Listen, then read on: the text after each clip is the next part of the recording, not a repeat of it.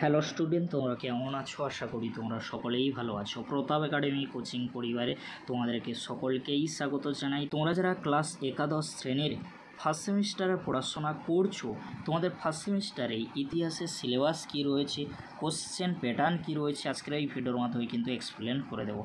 তাই তোমাদেরকে হলো চ্যানেলে নতুন হয়ে থাকলে চ্যানেলটি সাবস্ক্রাইব করে পাশে থাকা বেল আইকনে প্রেস করে অল নোটিফিকেশন অন করে দেবে।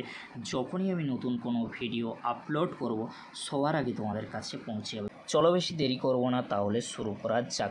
প্রথমে তোমাদেরকে বলে রাখি, তোমরা যারা ক্লাস একাদশ শ্রেণীতে পড়াশোনা করছো, তোমাদের ফার্স্ট সেমিস্টারে এমসিকিউ কিন্তু থাকবে। এমসিকিউ কতগুলি থাকবে? 40টা এমসিকিউ থাকবে। 40টাই প্রশ্ন কিন্তু দেওয়া হবে। একটি প্রশ্নের মান কিন্তু 1। 40টি এমসিকিউ প্রশ্নের উত্তর করার জন্য ওএমআর শিট কিন্তু দেওয়া হবে। ওএমআর শিটে তোমাদেরকে উত্তরগুলি কিন্তু করতে হবে। 40টি এমসিকিউ থাকবে, কোনো অতিরিক্ত এমসিকিউ থাকবে না।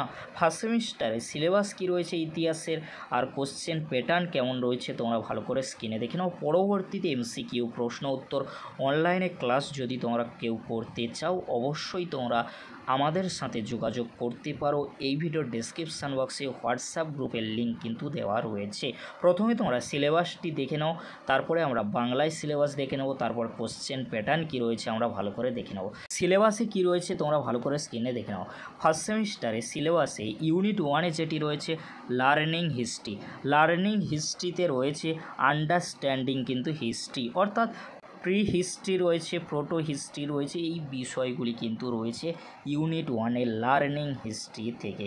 সেকেন্ড যে ইউনিটটি রয়েছে সেটি হলো এম্পায়ার্স, অবশ্যই তোমরা ভালো করে দেখে নাও। আর থার্ড যে ইউনিটটি রয়েছে সেটি হলো কম্পারেটিভ স্টাডিজ।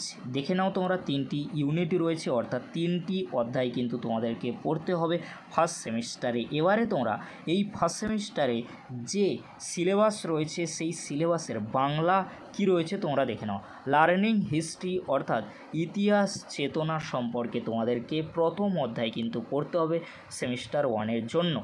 এম্পায়ার্স অর্থাৎ সাম্রাজ্যবাদ, সাম্রাজ্যবাদে কি রয়েছে, 3টি মহাদেশ জুড়ে একটি সাম্রাজ্য, এটাই তোমাদেরকে পড়তে হবে সেকেন্ড চ্যাপ্টার অর্থাৎ দ্বিতীয় অধ্যায়। তৃতীয় অধ্যায় কি রয়েছে? কম্পারেটিভ স্টাডিজ অর্থাৎ রাজনীতির বিবর্তন, শাসনতান্ত্রিক এবং প্রাতিষ্ঠানিক ধারণা, অর্থাৎ তৃতীয় অধ্যায় কম্পারেটিভ স্টাডিজ কিন্তু তোমাদেরকে পড়তে হবে।